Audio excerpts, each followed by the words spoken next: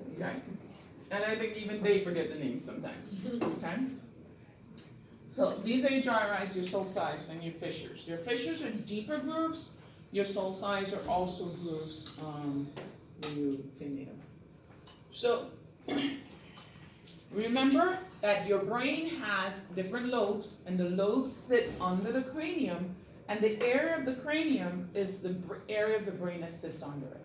So on the cranium you have the frontal bone, which underneath it lies the frontal lobe. Okay? Then you have the parietal bone, which underneath lies the parietal lobe. You have the temporal bone, which underneath lies the temporal lobe. You have the occipital bone, which underneath lies the occipital lobe, and so on and so forth. Okay? Now, your frontal lobe is the largest. Okay? And it has a lot of higher function in there. Executive order, learned social behavior, mathematical, analytical thinking, all that is housed in the frontal lobe. Okay? Your parietal lobe is more of a sensory lobe. It's a sensory integration lobe. Okay? So all sensory impulses that come up goes into the parietal lobe. Your occipital lobe is primarily your visual cortex. So this is where your primary visual cortex is housed, in the occipital lobe. And then your temporal lobe is where your auditory cortex, and you also have a speech cortex, which is housed in the temporal lobe also. The cerebellum is what they call little brain, and the little brain is the back of the brain. It's actually behind the spinal cord. Behind the brainstem, and it sits right there. There's a groove that separates it from the occipital lobe. Okay. Now, if you look here, this is your central sulcus, and your central sulcus is also called Rolando fissure. So also a fissure, but they call it a central sulcus. And in front of the central sulcus is your motor strip. Okay, it's the back of the frontal lobe, but in front of the central sulcus is your motor strip. And right behind that is your parietal lobe, and in the front of the parietal lobe is your sensory strip, which is right here. It's your somatosensory area. Okay? Also in the frontal lobe is your Broca's area, Broca's motor speech, and then the temporal lobe is Wernicke's speech area. Now, anytime you read a neurological note, they usually say this is a 46-year-old right-handed African-American male, or this is a 50-year-old left-handed white female. Why is it important for us to know what handedness this person is? What hemisphere is dominant? What hemisphere is dominant? Not necessarily, but partially true. Because your speech center is always in your dominant hemisphere. Always. Okay? So you have two speech centers. You have Wernicke's speech and you have Broca's speech. And they're always, always, always in your dominant hemisphere. Okay? Now for every right-handed person, your dominant hemisphere is the left. Okay? Now, for about 5 to 10% of left-handed people, the dominant hemisphere is the right. But most left-handed people also still have a left dominant hemisphere. Most of them do. Only 10% of the left-handed population has a dominant right hemisphere. It could actually be even less. But how do we know? The only way we know is Mrs. Smith is a 65-year-old left-handed Hispanic male that comes in complaining of left-sided weakness and difficulty with speech. He has left-sided weakness, he's left-handed. If remember from your basic anatomy class, your right side of the brain feeds the left side of the body. Your left side of the brain feeds the right side of your body. Okay? So if I have a stroke in my right brain, my left side of my body is going to be affected. I said that the speech centers are always in your dominant hemisphere. That's the only way I'm going to know is through pathology. So if he's left-handed and he comes in with left-sided weakness and speech impairment, that Yes, means on the right side. his speech centers are in the right side. That's how I would know if he is right-sided dominant. Okay? Make sense? Yes. So that's how you're gonna know. And you will have a test question that asks you about somebody who comes in with left-sided weakness and speech difficulty. The right brain dominant. That's 2 now. It's true. It's true. See? Let me ask you this. Can your hemisphere be altered? Just let me take an example. Like, I'm left-handed, but for my You have a stroke to know where my speech. okay, let me talk. So for my first years of schooling, it was like torture. So I could use my right hand to write, and finally I get to do that. But I'm still left-handed. So could that trigger, like, the fact that they really kind of torture me to use my right hand? Could that make any changes in my brain or something? Well, the brain has a very, very, it's like magical. It has this thing called placidity. Okay? If you ever notice, we have had patients who come in, young patients, who actually get a devastating stroke. Devastating. And they learn to walk and talk again. Okay? But the old person would never learn to do it again. The younger you are, the more placid your brain is. And the ability for neurons to regenerate are very high in a younger person because they have increased placidity. So what they say happens is that your brain kind of relearns and kind of rewires to adapt. So your brain could have rewired to adapt, but you're still left-handed. If you have a stroke, you will know. We're not gonna be I don't pending. want to know. You don't want to know. That's what he just said. He said he has to have a stroke to know which handedness he is. I don't know why you want to know that. But I would I'm actually, just don't know that. I would actually stay nice without knowing. Okay?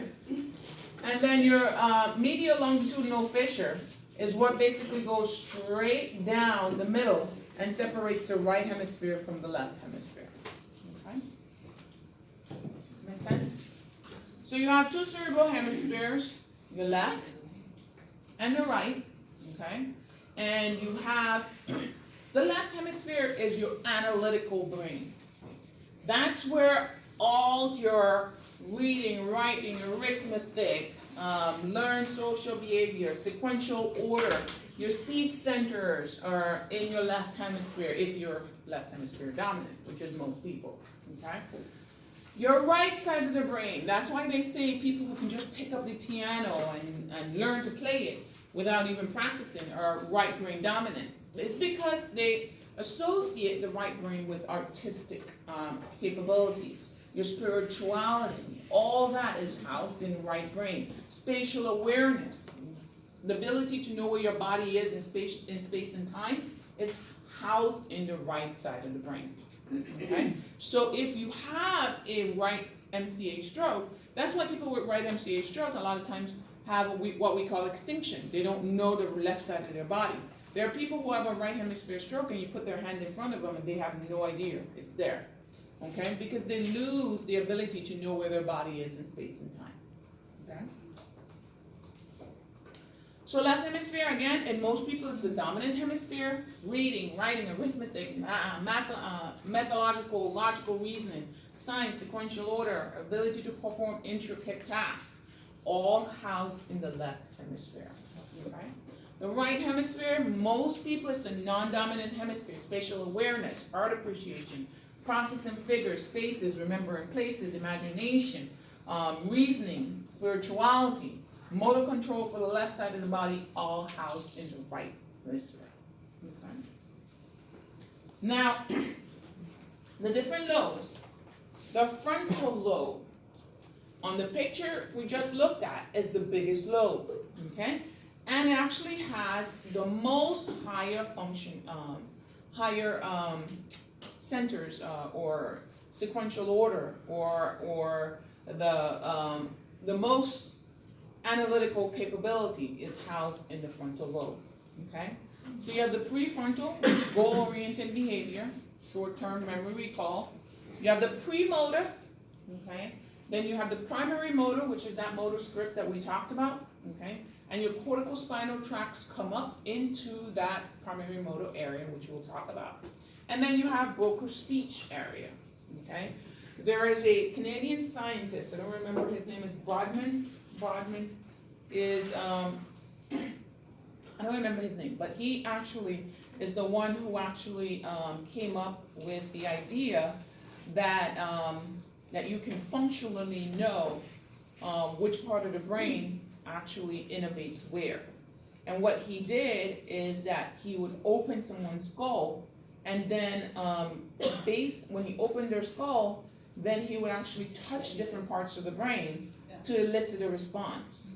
Okay, so if you ever look at, there's a picture, I think it's Brodmann, his name is, Brodmann areas, they call it. And those areas talk about, it tells you that the Broca's motor speech is area 44 and 45. It'll tell you that the primary motor cortex is Brodmann's number 6, or sensory cortex is, it's like they name each part, and how he did that, he was actually opening the brain and just touching different parts of the brain. The brain tissue doesn't feel. That's why that's why we do awake cranies. That's how we get away with doing awake cranies, because if we have a patient whose motor strip is involved, and we don't want to make them paralyzed by doing a craniotomy, we do awake cranie. So what we do is put them to sleep for the first part of the surgery. We saw the skull open, take the skull bone off, and then we wake them up. When we wake them up, then we start taking the tumor out. When we start taking the tumor out, if they say, we'll ask them if it's under the part of the motor strip that asks you to raise your arm, we'll tell them raise your arm. If we notice that their arm is getting weaker and weaker, we pull back. We had actually Dr. Seelman, which was one of our neurosurgeons about this, actually did a guy who plays I can't remember what instrument it was a while back. And what they did is they woke him up and they had him play the instrument while he was doing surgery. And every time he stopped, they knew that they had to stop. Okay? And when he could continue, then they knew that, okay, if he was playing, they knew that they weren't touching that area, because it was right over that area. Okay? So it's like, it's very crazy the things that we can do now, just being able to functionally identify which part of the brain does what. And we do it now with functional mapping. We can do those functional MRIs, and they do a lot of mapping, so we use that in the OR. But we do a lot of awake cranies now, when patients would allow it. It would freak me the hell out. But a lot of patients do it. We had one guy that did it, and Dr. Sherman kept going, and he was getting weaker, and he was like, I don't care, take it all out, take it all out. Dr. Sherman was like, lift your arm. He was like, I can't lift it. He was like, I don't care, take it out. I don't mind losing my arm, but take it all out. So there are some people who are brave enough. We've also had patients who go in, the minute they wake them up, they're freaked the hell out and they start screaming. Well, we have to abandon the procedure. Because think about it, somebody's opening your head. And oh yes, you're able to talk, they ask you questions. If it's the area over which you're going to be able to write, they'll have you writing. The minute you stop, they'll pull back, because then they're stopping your ability to write. If it's over the area where your foot is, they'll pull back, because they know that they're over. And those are what we call eloquent areas. So if we're over, huh? You get some dopamine, they feel good, so they No, but they get hyper. Okay. You get to watch it? Huh? Like as a patient, can you watch them work on your brain? I don't know if they. we don't allow them to watch it, because it will freak them out more. I think that would be interesting. If I I'm, don't I'm know laying if down, I I get would- to watch everything as Yeah, well. but I don't know, I would wanna see that, I saw it in nursing school. huh? I saw it in nursing school. Yeah, but I'm saying, I wouldn't, as a patient, I wouldn't wanna watch it. Sounds kind of interesting. Like if I'm sitting there, I'm not doing much. I might as well just watch what they're Well, doing. you're doing much, because they're interacting with you. The nurse is showing you cards, they're asking you to read. Are you sitting or are you in a bed? You're in the bed, You're in the bed. They just have your head up, like Yeah. head of bed up. they can show you whatever, even if they have you on the side, they can actually just show you the cards. Okay. But it's really crazy. Okay, a nurse knows that the premotor area is Brodmann's area 6.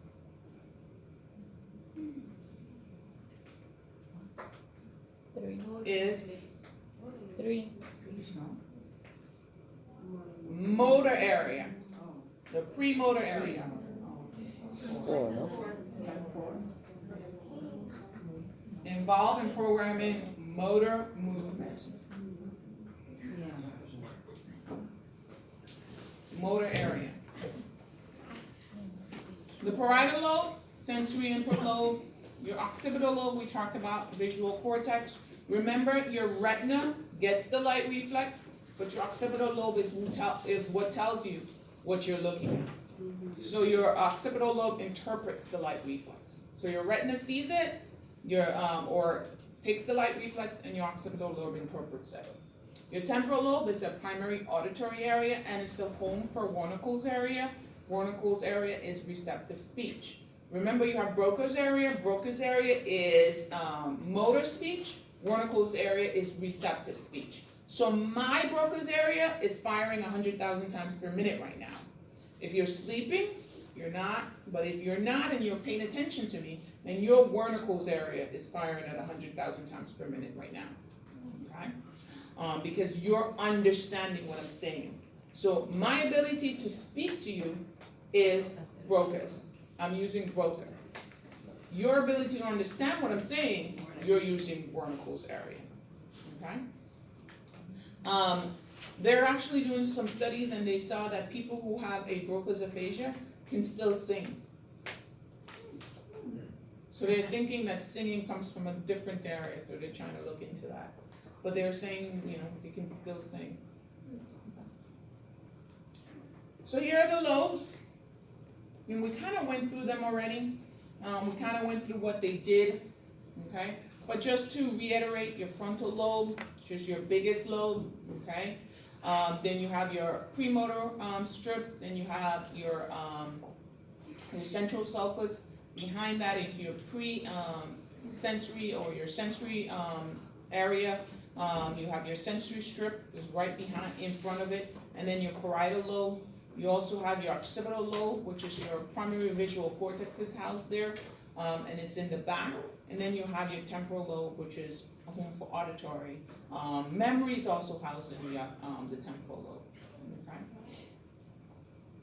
And these are all your gyruses. Remember we talked about it and told you there was a whole bunch of gyruses that are folded in different soul size. These are all your gyruses. You do have to know all of them for your exam. I'm just messing.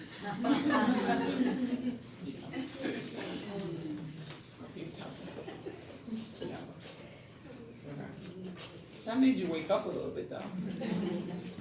So you have your frontal lobe, which is in blue here. Your motor cortex, which is in purple. Your sensory cortex, which is in light yellow. The parietal lobe. Then you have your temporal lobe, your occipital lobe, and then your cerebellum. Okay? We know what the cerebellum does. Balance, learned motor function. Your ability to repeat your activity of riding a bike is because of your cerebellum. Okay? Your homunculus man, or little man. Okay? This is the brain, and the brain split laterally. Okay? So this is a sagittal view of the brain. Okay? Remember, if you're splitting the brain from front to back, it's coronal. If you're splitting it laterally, it's sagittal. If you're splitting it like this, top to bottom, that's axial. Okay? So when you're looking at your CT scans, you can sound a little bit more intelligent now. You're gonna be like when the neurosurgeon actually for the axial cut, you know it's the cut that's slicing the brain from top to bottom or from bottom to top. And actually for the sagittal cut, it's the lateral view of the brain.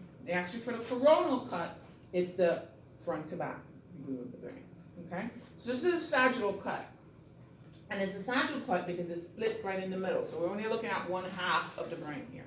Okay? And this half it starts right here and comes over into the middle. Okay?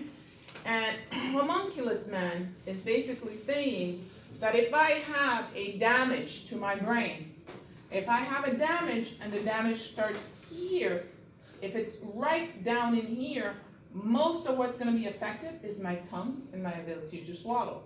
The more I come up, it's my jaw, my face, my lips, my brow, my neck. And then going over, it's my hand, my thumb, my finger, my arm, my elbow, my shoulder, my trunk. And right down the middle is my hip, my knee, my ankle, my toes. Okay? That's what that is. So when we're doing our awake cranies, if we're working over here, we're asking them to open your mouth, stick out your tongue, move it around. Speech, the motor speech is over here in that corner. So we're trying to get them to speak to us, read, all this stuff. Okay, so this is what homunculus man is. So this area corresponds to what they're moving. If we're working right here, we're gonna be like, lift your arm up, okay? If we're working medially, we're gonna go, lift your leg up, move your toes, flex your foot, that kind of stuff. It's gonna be right here. Lift your hip up, we're up here, okay? So that's how we know where is what. That's what homunculus man is. And it does this for the motor in red and the sensory in green. And the sensory, it comes up, I may not be able to feel my tongue, I don't know, I feel my mouth, I can't feel my face, can't feel my hand, can't feel my fingers, can't feel the top of my head, can't feel my neck, can't move my trunk, can't move my hip, can't move my knees, can't move my foot, and then I can't feel my genitals. Okay? So this is your sensory and your motor. Sure. And that's what homunculus man that you always see. It's like, I remember before I went into neuro, I think I was in nursing school still, I used to be like, that is such a really horrible looking picture. Before you understand it, you're like, what is that? And they show it a lot to you when you're doing neuro. And my first introduction to neuro was, I was at Johns Hopkins. I was a brand new nurse, maybe a nurse for 2 years. I started there, and this is a big thing that they teach you a lot about when you start in a neuro unit. You're supposed to know. So frontal lobe, I think I talked about this already, right? But initiation of motor activity, voluntary movement, personality, mood, okay?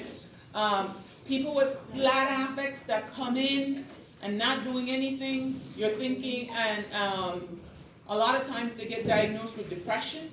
A lot of times they get diagnosed with a lot of different things, and they're going to a doctor, they're going to a psychologist, they're going to a psychiatrist, they're put on serotonin uptake inhibitors because they're depressed, and then you come and you scan their brain and they have a large frontal lobe tumor. Okay? Also, we have people, we call them frontal people.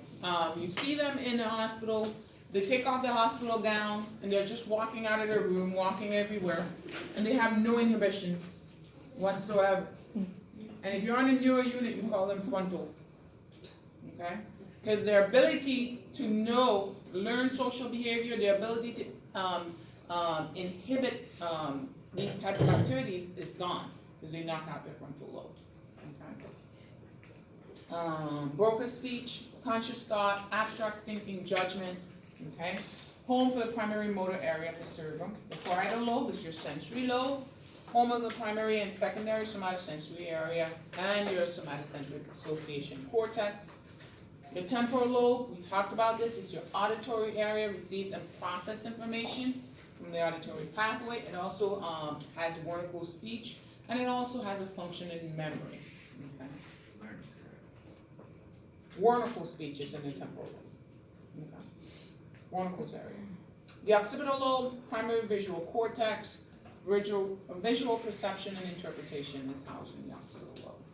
And I gave you another picture here that's just to give you an idea as to which lobe house what. And so on your exam, these are questions that you're gonna get. You'll get a question, and I'm gonna ask you a functional capability based on a lesion in a different area. And I need you to be able to tell me why. If I tell you this person comes in with a flat affect, not interacting, you're thinking frontal.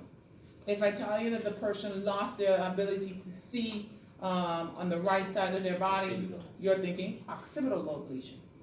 If I tell you that the person lost their ability to sense the left side of their body, you know it's the parietal lobe. If I tell you that the person cannot understand what you're saying, they're speaking, they're producing speech, but it's like, what's going on there doesn't make any sense. They're talking all kind of gibberish. They're not answering your questions. They don't understand what you're saying. Is your temporal lobe. Okay? If they can't speak to you, you're asking them questions and you're asking them, what is this? And they tell you, do you know what it is? Yes. What is it? They can't say it. You know it's broken speech, and you know that's frontal lobe. Okay? You guys need a break? Yes. All right. That's nice. Take a break. Should stop.